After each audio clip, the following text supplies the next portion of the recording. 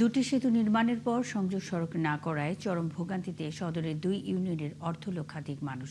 সেখানকার খবর জানাতে আমাদের সাথে যুক্ত হচ্ছেন সহকর্মী ইউসুফ দেওয়ান রাজু। রাজু, ২.৫ বছরেও কেন সংযোগ সড়ক করা হয়নি, এ নিয়ে এলজিডি নির্বাহী প্রকৌশলী কি বলছেন?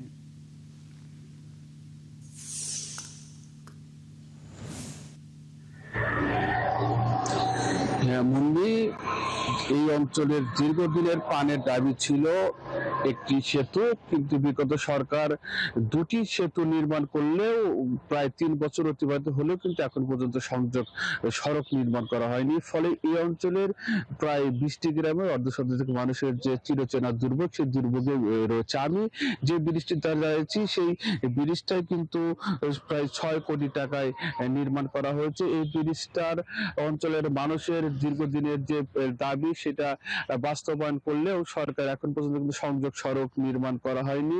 এর ফলে এই অঞ্চলের যে স্কুল কলেজগামী এবং দৈনন্দিন কাজে যারা শহরে যাচ্ছেন, তারা কিন্তু চরম ভোগান্তিতে পড়ছেন। একই সঙ্গে উৎপাদিত কৃষি পণ্য কিন্তু সঠিক দাম পাচ্ছেন না এই যাতায়াত ব্যবস্থা না থাকায়। এই অঞ্চলের মানুষ যেটা জানিয়েছেন যে বারবার প্রতিশ্রুতি দেওয়া সত্ত্বেও কিন্তু এখন পর্যন্ত এই সংযোগ সড়কের নির্মাণ কাজ শুরু হয়নি। তবে এলজিডির নির্বাহী প্রকৌশলী আশার কথা জানিয়েছেন যে স্থানীয় এলাকাবাসীর সঙ্গে আলোচনা করে জমি অধিগ্রহণ এর মধ্য দিয়ে কিন্তু এই সংযোগ সড়কের কাজটি শুরু করবেন। তবে কবে নাগাদ এই সংযোগ সড়কের কাজ শুরু হবে, এমনটা কিন্তু বলতে পারছেন না স্থানীয় সরকার বিভাগের কোনো কর্মকর্তা এবং এলাকাবাসী। তারা চাচ্ছেন যে আর প্রতিশ্রুতি নয়, দ্রুত সময়ের মধ্যে এই সংযোগ সড়ক নির্মাণের মধ্য দিয়ে ২০ গ্রামের প্রায় অর্ধ লক্ষাধিক মানুষের চিরচেনা দুর্ভোগ দূর হবে, এমনটাই কিন্তু প্রত্যাশা করছেন এই অঞ্চলের মানুষ।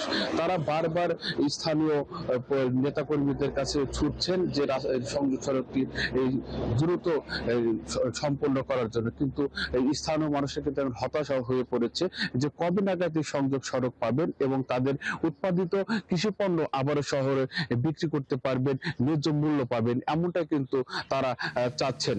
ইউসুফ দেওয়ান রাজু, অসংখ্য ধন্যবাদ যুক্ত এই তথ্য জানাবার জন্য। সঙ্গেই থাকবেন দর্শক।